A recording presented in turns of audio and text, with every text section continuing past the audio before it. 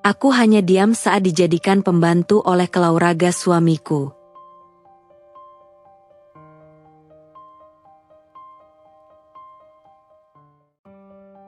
Nur, ini kok masih kotor mejanya, belum kamu bersihkan ya?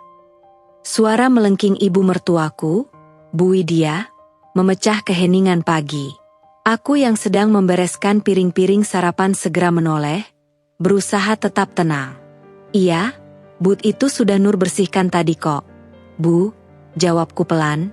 Suaraku hampir bergetar, tapi aku berusaha meredam perasaanku. Mungkin aku memang kurang teliti. Tapi ini loh, masih kotor begini. Matamu buta ya? Hardik Bu Widya lagi. Matanya menyipit, menatapku dengan pandangan tajam yang selalu membuatku merasa kecil. Iya, but ini Nur segera bersihkan, kataku cepat-cepat. Tanganku meraih lap yang ada di meja, menggosok-gosok bagian yang dikatakannya masih kotor. Padahal aku tahu, tadi sudah kubersihkan, tapi di matanya, apapun yang kulakukan selalu kurang. Namaku Nuraeni setiap hari, perlakuan Bu Widya semakin menusuk hati. Aku tinggal di rumah ini sudah hampir 2 tahun sejak menikah dengan Mas Irwan, suamiku, yang bekerja sebagai nahkoda kapal pesiar.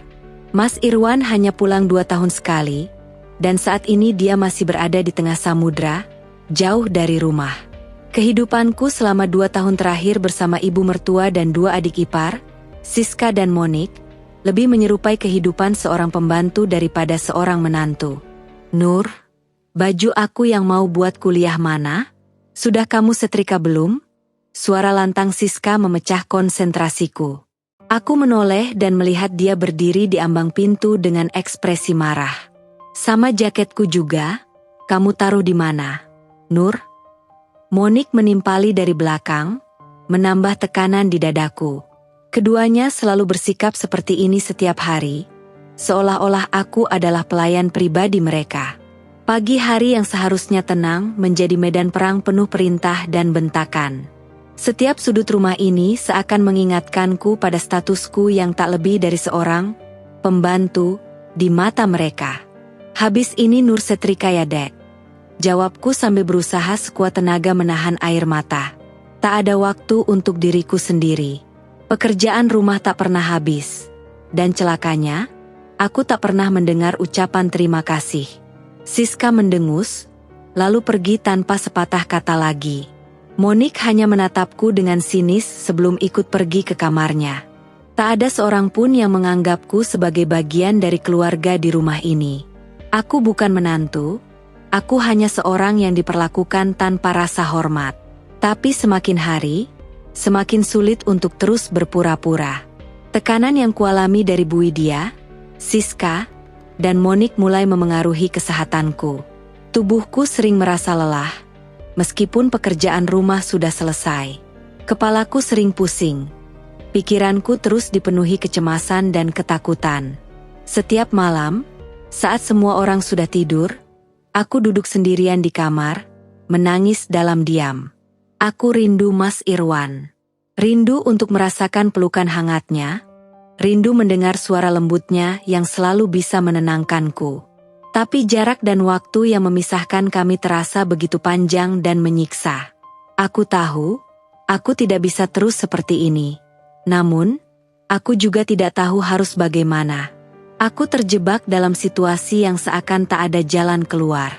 Suamiku jauh, sementara aku di sini sendirian, berjuang menghadapi tekanan dari keluarganya. Aku berharap, suatu hari nanti, Mas Irwan akan pulang lebih cepat dan semuanya akan berubah. Tapi untuk saat ini, aku hanya bisa menunggu, sambil terus menjalani hari-hari penuh tekanan di rumah ini. Hari-hari berlalu, namun tak ada yang berubah. Setiap pagi dimulai dengan tekanan yang sama, seakan semua kesalahan dunia tertumpah padaku. Meski aku sudah bekerja sekuat tenaga, di mata mereka, aku tetap tak pernah cukup. Tak peduli berapa banyak usaha yang kuberikan, aku tetap dianggap tak becus. Nur, kamu ini bodoh banget ya. Baju ini kok masih ada bekas sabunnya? Kamu bisa kerja gak sih? Hardik Siska suatu pagi, suaranya menusuk telinga. Ia memegang kaos putih yang baru saja kucuci, menunjukkan bagian yang sedikit berbusa di salah satu sudut. Aku terdiam, menatap pakaian itu dengan lelah.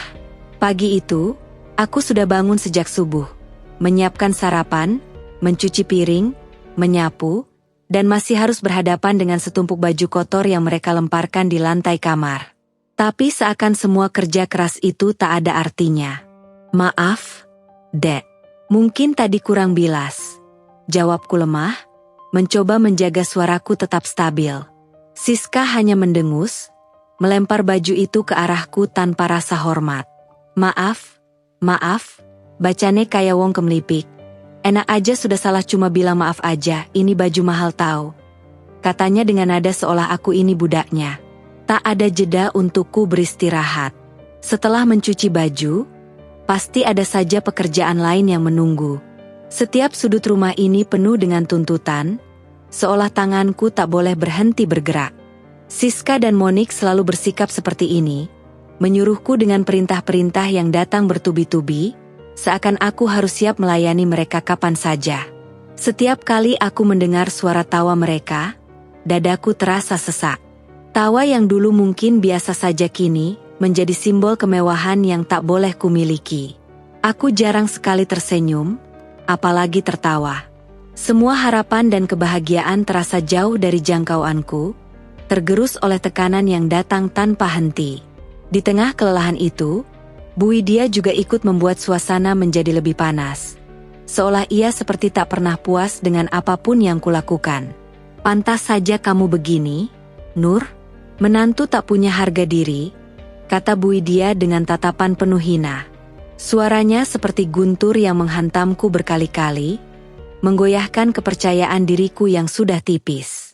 Aku mencoba menahan air mata, tapi rasanya sulit. Kata-kata kasar dari mulutnya seperti duri yang terus menusuk hati. Setiap ucapan yang keluar dari Bu Widya selalu mengingatkanku bahwa aku tak pernah benar-benar diterima di sini. Mungkin di rumah orang tuamu juga kamu biasa hidup kotor ya? Pantes miskin terus, lanjutnya tanpa ampun. Setiap kali ia menghina keluargaku, aku merasa seperti dihempaskan ke dasar jurang. Orang tuaku mungkin tak kaya raya, tapi mereka membesarkanku dengan penuh kasih sayang. Dan sekarang, mendengar hinaan Bu Widya, aku tak hanya merasa terhina, tetapi juga terluka untuk orang tuaku yang jauh di sana. Aku tak bisa membalas. Setiap kata yang ingin kulontarkan terasa tertahan di tenggorokanku, tertelan oleh rasa takut dan rasa bersalah. Meski sering diperlakukan seperti ini, aku tak pernah menceritakan apapun pada Mas Irwan. Setiap kali suamiku menelpon dari tengah laut, aku hanya mengatakan bahwa semuanya baik-baik saja. Mungkin itu adalah kebohongan terbesar dalam hidupku, tapi aku tak ingin membuatnya khawatir. Namun, kebohongan itu perlahan membunuhku. Tekanan yang kurasakan semakin berat. Setiap hari bagaikan siksaan mental yang tak ada habisnya. Ada kalanya aku merasa hampir gila, terjebak dalam lingkaran penderitaan yang tak bisa kuceritakan kepada siapapun. Pernah suatu kali, aku memberanikan diri untuk meminta sedikit waktu istirahat setelah bekerja seharian. Aku ingat betul bagaimana reaksi Bu Widya saat itu. Nur, kamu lagi istirahat? Enak bener kamu, Nur. Kamu pikir ini hotel? Di rumah ini kamu harus bekerja. Jangan bermimpi jadi perempuan manja yang bisa leha-leha, katanya dengan nada sinis. Kalimatnya itu terus terngiang di kepalaku, seakan aku bukan bagian dari keluarga ini, melainkan hanya seorang tamu yang tak diinginkan. Setiap malam, aku duduk sendiri di kamar, menatap foto pernikahanku dengan Mas Irwan yang tergantung di dinding. Senyumku di foto itu seolah milik orang lain, bukan milikku. Di balik senyum itu kini ada kepedihan yang dalam, rasa kehilangan akan kebebasan dan kebahagiaan. Aku merasa terjebak dalam situasi yang tak bisa kuubah, seolah takdirku telah digariskan untuk selalu berada di bawah kendali keluarga suamiku. Meski aku tahu, jauh di dalam hati, aku tak pantas diperlakukan seperti ini, tak ada yang bisa kulakukan untuk melawan. Mereka, dengan segala kekuasaannya, terus-menerus menghancurkan harga diriku. Dan aku hanya bisa menahan semuanya. Berharap suatu hari keadilan akan datang dan mengubah nasibku. Setiap bulan, Mas Irwan mengirimkan uang dari pekerjaannya sebagai nahkoda kapal pesiar. Jumlahnya tak sedikit, cukup untuk mencukupi kebutuhan kami selama dia bekerja jauh di luar negeri. Namun, ironisnya, uang itu tak pernah sampai di tanganku. Seolah-olah aku tak dianggap sebagai bagian dari keluarga ini, apalagi sebagai istri yang berhak mendapatkan nafkah dari suaminya. Setiap kali aku bertanya tentang uang kiriman itu, jawabannya selalu sama, mereka yang mengatur semuanya. Pagi itu, aku memberanikan diri untuk berbicara dengan Bu Widya. Perasaanku campur aduk antara takut dan frustrasi. Aku mencoba mengumpulkan keberanian, meski seringkali dialog dengan Bu Widya berakhir dengan hinaan dan amarah. Bu, saya mau bicara soal uang kiriman dari Mas Irwan. Bisa nggak saya dapat sedikit untuk beli kebutuhan pribadi saya? Tanyaku dengan suara rendah, penuh harap meski sudah siap menerima reaksi negatif. Bu Widya menatapku dengan tatapan dingin, senyumnya sinis. Uang itu kan dari anakku, jadi wajar kalau saya yang atur. Lagi pula, untuk apa kamu butuh uang banyak-banyak? Kalau kamu butuh sesuatu, bilang saja sama kami. Tapi jangan banyak nuntut ya, katanya dengan nada yang membuatku merasa kecil. Seolah permintaanku adalah kesalahan besar, sesuatu yang tak pantas kulakukan sebagai menantu di rumah ini. Aku terdiam, menahan rasa kecewa yang kian membuncah di dada. Sementara itu, Siska dan Monik, dua adik iparku, selalu berfoya-foya dengan uang yang seharusnya bisa digunakan untuk kebutuhan bersama. Mereka membeli barang-barang mewah tanpa rasa bersalah, seolah uang itu adalah milik mereka sepenuhnya. Suatu sore, aku melihat Siska pulang dengan membawa tas belanja besar dari salah satu butik terkenal di kota. Baju baru, sepatu hak tinggi, dan perhiasan, semuanya dibeli dengan uang kiriman Mas Irwan. Nur, nanti kamu setrika baju baru ini ya. Aku mau pakai besok ke kampus, kata Siska tanpa sedikit pun menoleh kepadaku, seolah-olah aku ini hanya pembantu pribadi yang tak layak diberi rasa hormat. Monik pun tak jauh berbeda. Ia sering membeli gadget baru atau kosmetik mahal. Padahal aku harus memutar otak setiap hari hanya untuk memenuhi kebutuhan sehari-hari yang mendasar. Semua barang mewah itu mereka beli dengan bebas. Sementara aku tak punya akses sama sekali ke uang yang dikirim suamiku. Dek, belanjaannya banyak banget ya, apa itu dibeli dari uang yang dikirim Mas Irwan? Tanyaku suatu hari, mencoba menanyakan hal yang sebenarnya sudah jelas jawabannya. Monik hanya melirikku sambil memainkan ponselnya yang baru. Ngomong apa tadi? Sudah berani ya kamu tanya-tanya seperti itu? Jawabnya sambil lalu, seolah aku tak layak tahu apa-apa soal pengeluaran mereka. Tak pernah ada jawaban yang memuaskan. Hanya tatapan dingin dan perintah-perintah yang semakin membuatku merasa tak dihargai. Setiap kali aku ingin meminta sesuatu untuk diriku sendiri, entah itu sekadar pakaian dalam baru atau perlengkapan pribadi lainnya, jawaban Bu Widya selalu membuatku merasa bersalah. Nur, kamu jangan sok butuh ini itu. Di rumah ini, yang penting adalah kebutuhan keluarga, bukan keperluan pribadi kamu. Kalau mau beli barang-barang yang gak penting, tanya dulu. Jangan senaknya ya. Hardiknya suatu kali ketika aku meminta uang untuk membeli sandal baru karena yang lama sudah rusak. Rasanya seperti dihukum atas setiap keinginanku. Aku tak punya hak untuk menggunakan uang suamiku, bahkan untuk kebutuhan yang paling mendasar sekalipun. Sementara itu, Bu Widya, Siska, dan Monik hidup nyaman dengan segala kemewahan yang dibeli dari keringat Mas Irwan. Ada kalanya, di malam yang sunyi, aku duduk sendiri di kamar dan bertanya dalam hati, apakah suamiku tahu apa yang terjadi di sini? Apakah Mas Irwan sadar bahwa uang yang dikirimkannya tak pernah sampai di tanganku? Setiap kali ia menelepon, aku selalu berusaha terdengar tenang, mengatakan bahwa semuanya baik-baik saja karena aku tak ingin membebaninya. Namun, dalam kenyataannya, aku hidup dalam kesulitan dan tekanan. Aku tak tahu sampai kapan bisa bertahan. Di sisi lain, Bu Widya semakin menjadi. Setiap kali ada pembelian besar, entah itu perabot baru atau baju mahal untuknya sendiri, ia selalu berdalih bahwa uang itu untuk keluarga. Ini semua demi kebaikan kita bersama. Nur, kamu tak perlu banyak tanya. Kalau mau hidup enak, ikut saja aturan rumah ini, katanya suatu hari ketika ia pulang membawa sofa baru. Sofa itu begitu mewah, berwarna merah marun dengan hiasan keemasan di bagian pinggirnya.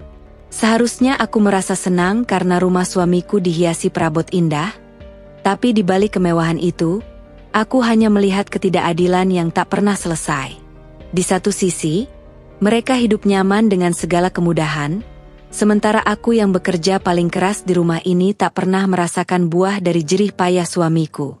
Aku hanya bisa berharap bahwa suatu hari Mas Irwan akan melihat kenyataan ini sendiri. Bahwa uang yang ia kirimkan untuk kami, sebenarnya digunakan hanya untuk memenuhi kebutuhan keluarganya yang lain. Sementara istrinya sendiri hidup dalam kesulitan yang tak pernah dia ketahui. Malam itu sunyi.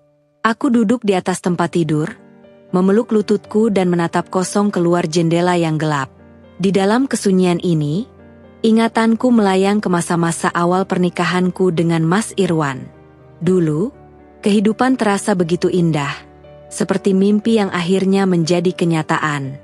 Saat itu, aku hanyalah seorang gadis kampung yang tak pernah bermimpi akan menikahi seseorang seperti Mas Irwan. Pertemuan kami terjadi begitu saja, tanpa rencana. Mas Irwan sedang ada tugas kuliah di kampungku sebagai bagian dari proyek lapangan yang harus ia selesaikan sebelum wisuda. Suatu sore, ketika ia sedang berjalan-jalan di sekitar desa, tanpa sengaja kami bertemu di pasar tradisional. Aku ingat saat itu sedang membantu ibuku berjualan sayur di pinggir jalan.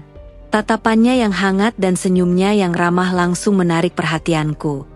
Aku tak menyangka pria kota seperti Mas Irwan bisa begitu ramah kepada orang sepertiku.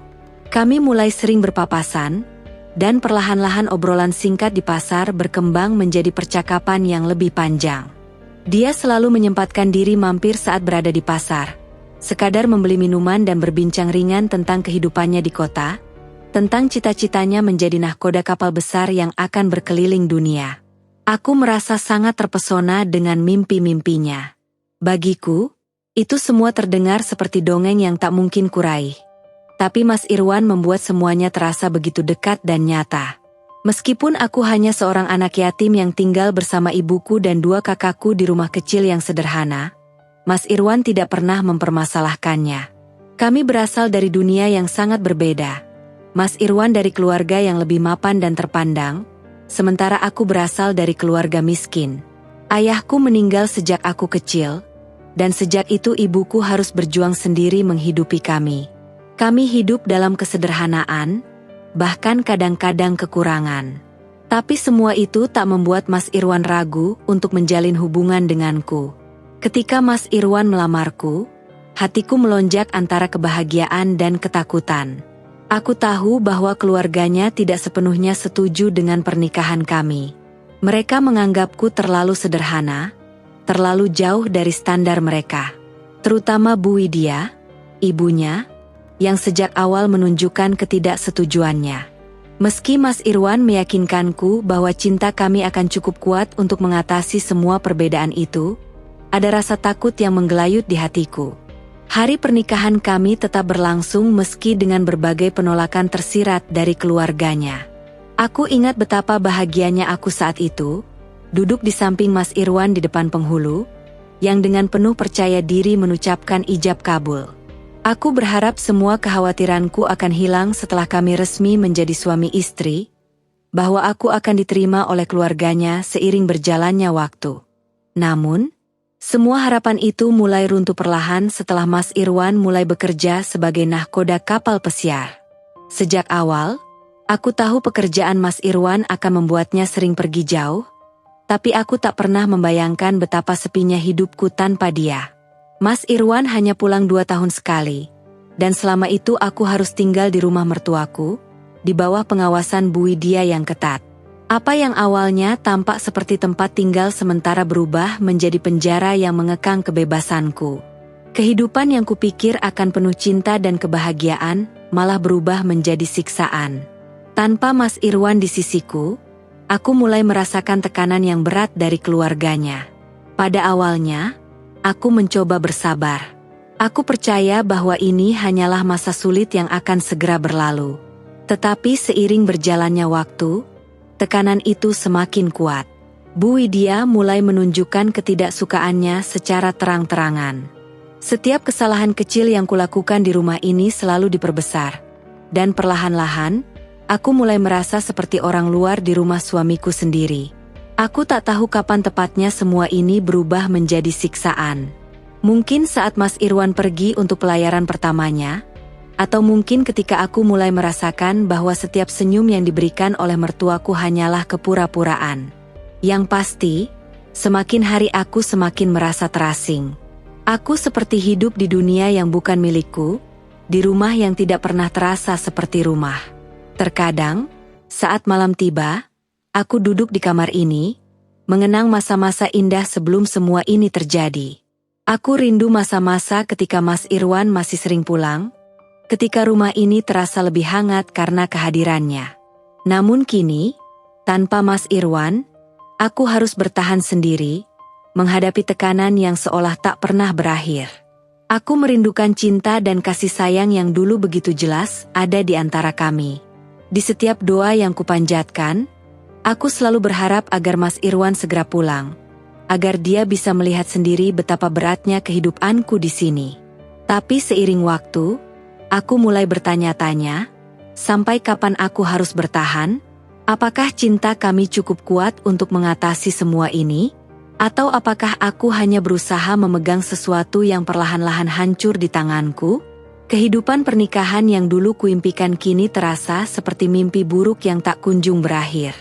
Dan di tengah semua ini, aku hanya bisa berpegang pada harapan bahwa suatu hari nanti, Mas Irwan akan kembali, dan kami bisa membangun kembali kehidupan yang pernah kami impikan bersama. Baru 8 bulan sejak Mas Irwan pergi bekerja menjadi nahkoda, aku terkejut. Mendengar kabar bahwa Mas Irwan akan pulang lebih cepat dari jadwalnya pulang, kabar itu seperti sinar di tengah kegelapan. Di telepon, suaranya terdengar penuh semangat.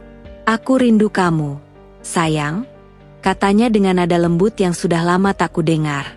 "Aku ingin memberi kejutan. Aku sudah atur semuanya, besok aku sampai di rumah." Jantungku berdebar-debar mendengar itu. Aku tersenyum sambil menahan air mata yang hampir jatuh. Rasa rindu yang selama ini kutahan terasa memuncak. Akhirnya, aku bisa bertemu lagi dengannya. Namun, meski hatiku sangat senang, aku memutuskan untuk tidak memberitahu mertuaku. Aku ingin melihat bagaimana mereka akan bereaksi tanpa tahu Mas Irwan akan segera pulang. Pagi harinya, ketika Mas Irwan tiba di depan pintu rumah, suasana mendadak berubah. Suara khas mesin mobil yang berhenti di depan rumah membuatku melonjak kegirangan. Saat aku membuka pintu, senyumnya yang menawan langsung menyapaku, dan sejenak, semua beban yang menyesak di dada hilang. Aku berlari ke arahnya, memeluknya erat seolah-olah tak ingin melepasnya lagi. Mas Irwan terlihat lelah, namun senyum hangatnya tetap terpancar. "Alhamdulillah akhirnya, aku pulang," bisiknya di telingaku. Pelukan itu terasa begitu nyaman. Seakan-akan setiap luka yang kudapat selama 2 tahun ini mulai sembuh perlahan. Namun, keadaan rumah menjadi sangat berbeda. Dalam hitungan detik, Bu Widya dan 2 adik iparku, Siska dan Monik, yang sebelumnya bersikap acuh, tiba-tiba muncul dari ruang tamu dengan senyum manis yang jarang sekali kulihat. Mereka melompat menyambut Mas Irwan, dan seketika suasana di rumah terasa berbeda. Senyum sinis yang biasa menghiasi wajah mereka kini, berganti dengan senyum penuh keramahan. "Mas Irwan anakki, ibu tidak menyangka kamu akan pulang secepat ini," seru Bu Widya, suaranya begitu ramah dan bersahabat, sesuatu yang hampir tak pernah kudengar darinya. Siska dan Monik berlari menghampiri kakak mereka, memeluknya erat seolah-olah mereka sangat merindukannya. Padahal, selama 2 tahun terakhir, mereka hampir tidak pernah membicarakannya di rumah, kecuali saat meminta lebih banyak uang. Wah, kakak ternyata sudah pulang. Aku kangen banget sama kakak, ucap Monik dengan nada ceria yang palsu. Mas Irwan tersenyum lega melihat sambutan hangat dari keluarganya. Dia tidak menyadari perubahan mendadak ini hanyalah bagian dari sandiwara mereka. Aku yang tahu betul siapa mereka sebenarnya, hanya bisa tersenyum pahit. Seolah mengikuti permainan ini, Bu Widya tiba-tiba mulai memujiku di depan Mas Irwan. Kamu tahu gak Mas Irwan, Nur ini istri yang hebat loh. Dia selalu menjaga rumah dengan baik, mengurus kami semua tanpa mengeluh. Kamu beruntung punya istri sepertinya. Kata-kata itu bagaikan tusukan tajam di hatiku. Pujian yang sebelumnya tak pernah ada, kini diucapkan dengan lantang seolah-olah mereka selalu memperlakukan aku dengan baik. Aku hanya bisa tersenyum tipis, berusaha tidak menunjukkan kekecewaanku. Di dalam hatiku, aku tahu ini hanyalah akting. Mereka hanya ingin Mas Irwan percaya bahwa semuanya baik-baik saja. Mas Irwan tampak senang mendengar pujian itu. Terima kasih, sayang. Aku tahu kamu selalu bekerja keras untuk keluarga ini, katanya sambil menggenggam tanganku erat. Sentuhan tangannya menghangatkanku, meskipun hatiku terasa hampa. Hari-hari selama Mas Irwan pulang terasa seperti mimpi yang terlalu indah untuk jadi nyata. Selama ia berada di rumah, semuanya berubah drastis. Bu Widya, Siska, dan Monik bersikap manis dan penuh perhatian. Tidak ada teriakan, tidak ada hinaan, tidak ada tugas berlebihan yang mereka bebankan kepadaku. Mereka bahkan membantuku mengurus rumah. Tetapi aku tahu, ini semua hanya sementara. Sandiwara ini akan berakhir begitu Mas Irwan pergi. Setelah beberapa minggu, tibalah saatnya Mas Irwan harus kembali bekerja. Meskipun aku tak ingin dia pergi lagi, aku tahu aku tidak bisa menghentikannya. Kami berpisah di bandara dengan pelukan yang panjang dan berat di hati. Jaga diri ya, sayang. Kalau ada apa-apa, kabari aku. Jangan simpan masalahmu sendiri, katanya sebelum masuk ke ruang keberangkatan di bandara. Aku hanya bisa mengangguk, menahan air mata yang tak ingin keluar. Aku ingin sekali menceritakan semuanya. Tentang bagaimana mereka memperlakukanku saat dia tidak ada, tentang bagaimana aku diperlakukan seperti pembantu di rumahnya sendiri. Namun, sesuatu menahanku. Mungkin ketakutan, atau mungkin perasaan bahwa Mas Irwan terlalu lelah untuk mendengar masalah ini.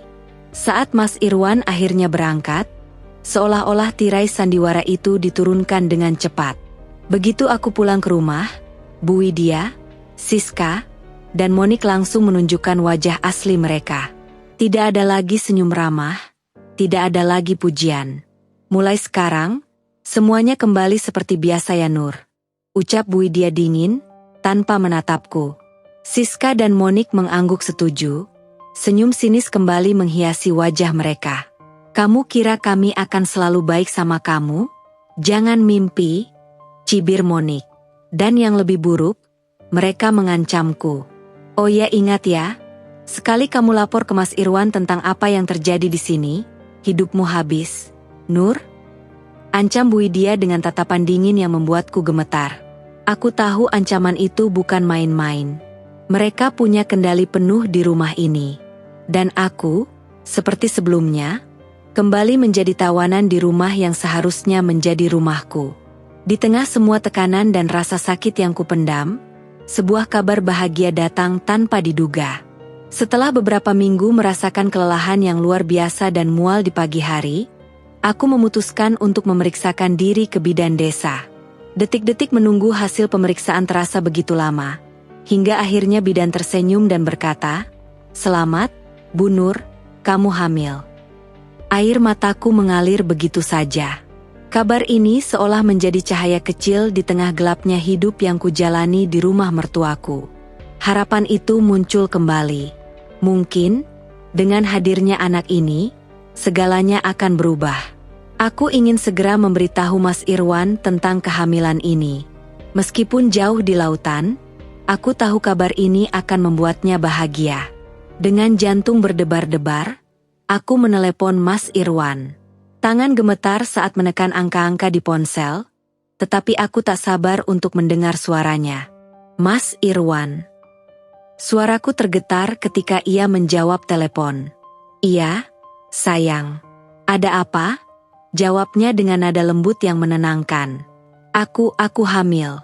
Kataku pelan, nyaris berbisik. Ada jeda singkat di ujung telepon, sebelum aku mendengar suara tertawanya yang penuh kegembiraan. Benarkah? Sayang, kamu serius? Suaranya penuh kebahagiaan dan kegembiraan. Iya, Mas Irwan. Kita akan punya anak. Ucapku dengan suara penuh haru, meskipun di dalam hatiku ada rasa cemas yang tak bisa kutepis. Aku sangat senang. Sayang, terima kasih sudah memberitahuku. Kamu pasti harus lebih banyak istirahat sekarang. Ya, jaga dirimu baik-baik. Jangan terlalu capek. Pesannya dengan perhatian yang dalam. Aku mengangguk, meski tahu ia tak bisa melihatnya. Aku akan menjaga diri, Mas Irwan, jawabku, berusaha terdengar yakin. Namun, dalam hati aku tahu, tantangan di rumah ini belum berakhir. Setelah telepon berakhir, air mata kembali menetes di pipiku. Kegembiraan ini hanya sementara. Aku tahu, kehadiran bayi ini tidak akan mengubah sikap Bu Widya dan adik-adik iparku yang telah lama menghancurkan hatiku. Meski aku tengah mengandung, tak ada perubahan berarti dalam perlakuan mereka terhadapku. Kehamilanku sama sekali tak membuat Bu Widya dan kedua adik iparku, Siska dan Monik, bersikap lebih baik. Alih-alih memberi perhatian atau setidaknya sedikit pengertian, mereka justru semakin menambah beban pekerjaanku. Nur, cepat cuci baju-baju ini. Jangan malas hanya karena kamu hamil. Perintah Siska dengan nada meremehkan, tanpa memedulikan bahwa aku baru saja bangun dari tidur siang yang singkat. Kamu pikir kehamilan itu alasan untuk bersikap manja? Kami juga pernah hamil, tapi nggak lebay kayak kamu. Tambah Monik dengan nada mengejek. Setiap hari, pekerjaan rumah terus menumpuk.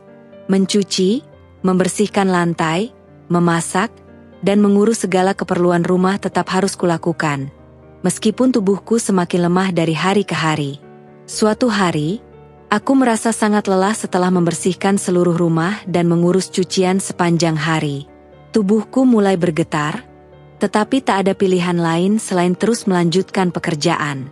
Bu Widya memaksaku menyetrika pakaian mereka hingga malam, sementara aku merasa kepalaku berputar. Jangan manja. Nur, kamu hamil, bukan sakit. Banyak perempuan hamil masih bisa bekerja lebih keras dari kamu. Teriak Bu Widya dengan kasar saat melihatku berhenti sejenak untuk mengambil napas. Tapi pada suatu hari, segalanya mencapai puncaknya. Pagi itu, aku dipaksa membersihkan rumah dari pagi hingga sore tanpa jeda. Setiap langkah terasa begitu berat, tapi Bu Widya terus memaksaku bekerja. Jangan duduk-duduk saja, Nur, rumah ini harus bersih, katanya sambil menunjuk lantai yang sudah kubersihkan 2 kali. Sekitar tengah hari, tubuhku benar-benar tak sanggup lagi. Aku merasa pusing luar biasa, penglihatanku mulai kabur, dan akhirnya, tanpa bisa kucegah, aku ambruk di lantai dapur. Keringat dingin mengalir di sekujur tubuhku, dan rasa sakit yang tajam menjalar di perutku. Ketika kesadaranku mulai memudar, yang bisa kuingat adalah suara jeritan Siska. Bu, Nur pingsan. Ketika aku sadar, aku sudah terbaring di tempat tidur. Tubuhku terasa sangat lemah, dan perutku masih terasa nyeri. Tak ada yang merawatku dengan lembut atau menanyakan bagaimana keadaanku. Bu Widya hanya berdiri di samping tempat tidurku dengan tatapan dingin. Jangan manja, Nur, baru segitu aja udah merasa sakit. Ingat, ini rumahku, kamu hanya menumpang. Kamu punya tanggung jawab untuk mengurus rumah ini, bukan hanya mikirin dirimu sendiri, katanya dengan nada yang benar-benar menghancurkan hatiku. Aku terdiam, terlalu lemah untuk membalas. Air mata mengalir, tapi aku hanya bisa memejamkan mata, berharap rasa sakit ini segera berakhir. Di dalam hatiku, aku tahu bahwa anak yang kukandung adalah satu-satunya alasan aku terus bertahan. Namun, Hari demi hari, perlakuan mereka semakin membuatku ragu apakah aku bisa melewati semua ini. Hari itu adalah puncak dari semua siksaan yang telah kuterima selama tinggal di rumah mertuaku. Setelah tanpa sengaja menjatuhkan vas bunga kesayangan Bu Widya saat membersihkan ruang tamu, kemarahan wanita itu meledak seperti bom yang sudah lama ditahan. Dasar ceroboh.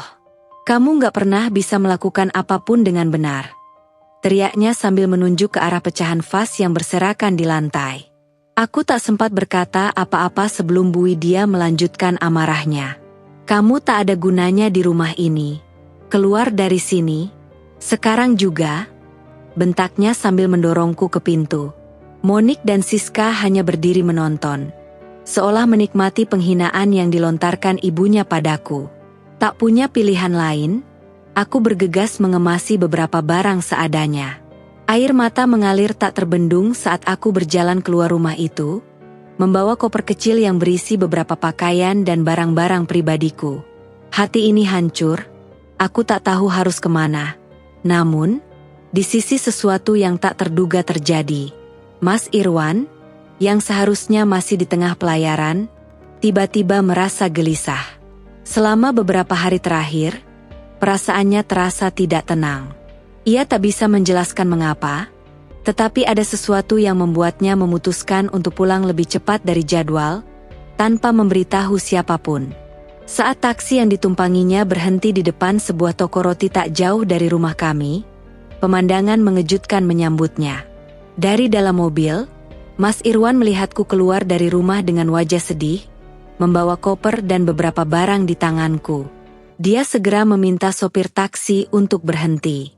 Aku sedang berjalan di trotoar dengan langkah berat ketika tiba-tiba mendengar suara yang sangat familiar memanggil namaku. Nur. Suara itu membuatku berhenti dan menoleh. Mas Irwan berlari ke arahku dengan tatapan penuh keterkejutan dan kekhawatiran. Sayang, apa yang terjadi? Tanyanya dengan nada terengah-engah, jelas bingung melihatku dalam kondisi seperti itu. Air mata yang kutahan akhirnya pecah. Dengan suara terbata-bata, aku menceritakan semuanya. Tentang bagaimana Bu Widya dan kedua adik iparku menyiksaku. Menyuruhku melakukan semua pekerjaan rumah meski aku sedang hamil. Hingga akhirnya aku diusir setelah kejadian vas bunga itu. Mas Irwan mendengarkan dengan wajah yang semakin memerah menahan amarah. Dia menggenggam tanganku erat, seolah mencoba menenangkan diri. Kita ke rumah sekarang. Ini sudah keterlaluan, katanya dengan nada tegas, namun aku bisa merasakan ketegangan di suaranya. Mas Irwan selalu sabar, tetapi kali ini jelas ia sangat marah. Sesampainya di rumah, Bu Widya, Siska, dan Monik tampak kaget melihat Mas Irwan masuk dengan wajah yang tegang. Mereka tidak menyangka Mas Irwan akan pulang tanpa pemberitahuan. Mas Irwan kok pulang tiba-tiba? Ada apa, Nak? Bu Widya mencoba menyambutnya dengan senyum palsu, berpura-pura tak terjadi apa-apa. Mas Irwan memandang mereka dengan tatapan dingin. Di mana Nur? Tanyanya dengan nada datar namun tegas, membuat suasana tiba-tiba hening.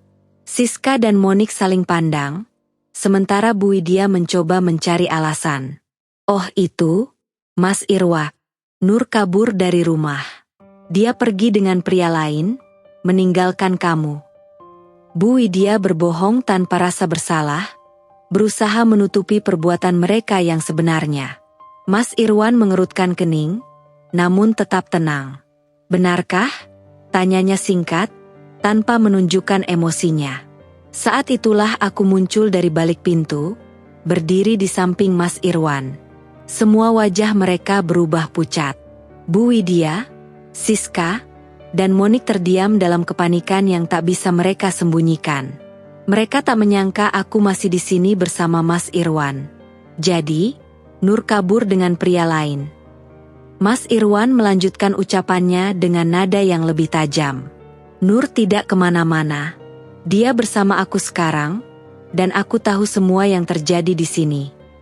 Bu Widya mencoba berkelit, Mas Irwan, kamu harus mengerti ini semua salah paham.